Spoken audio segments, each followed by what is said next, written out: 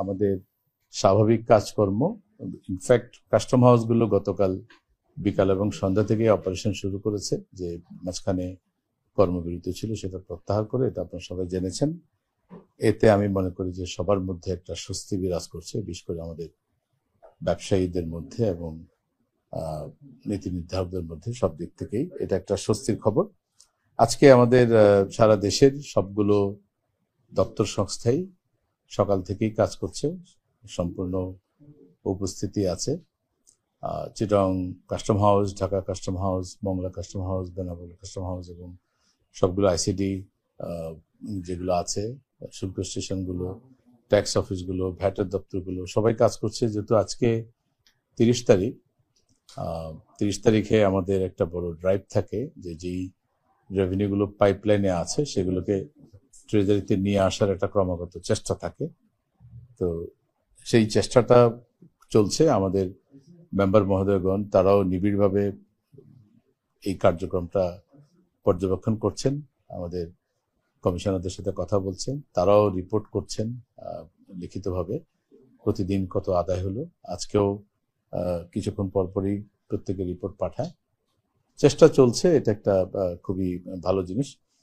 আর আজকে সকাল 10টা পর্যন্ত আমাদের রেভিনিউ আদায় হয়েছে 3,60,922 কোটি টাকা, সকাল 10টা পর্যন্ত।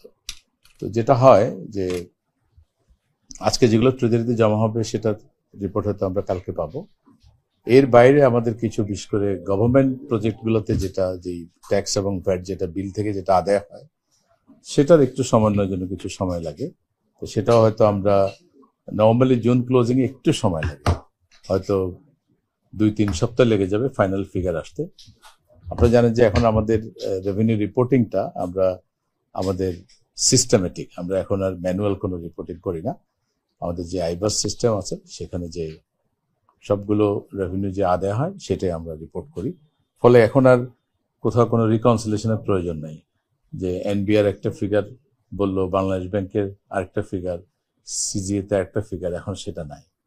আমরা সবাই এখন সেম ফিগার, যেহেতু সিস্টেমে এন্ট্রি হয়।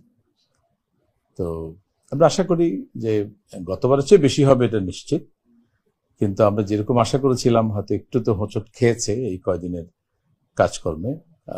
ব্যবসা বাণিজ্য যেমন বিঘ্নিত হয়েছে, একইভাবে আমাদের রাজস্ব আদায় কার্যক্রমে হোঁচট খেয়েছে। কিন্তু আজকেও সময় আছে, আজকেও তারা চেষ্টা করছে, কারণ এগুলো আগে থেকেই আসলে মাসের শুরু থেকে ইভেন গত মাসে এগুলো কিন্তু আমাদের ট্যাক্স অফিসারদের প্ল্যানের মধ্যে ছিল, কারা কারা বড় বড় ট্যাক্স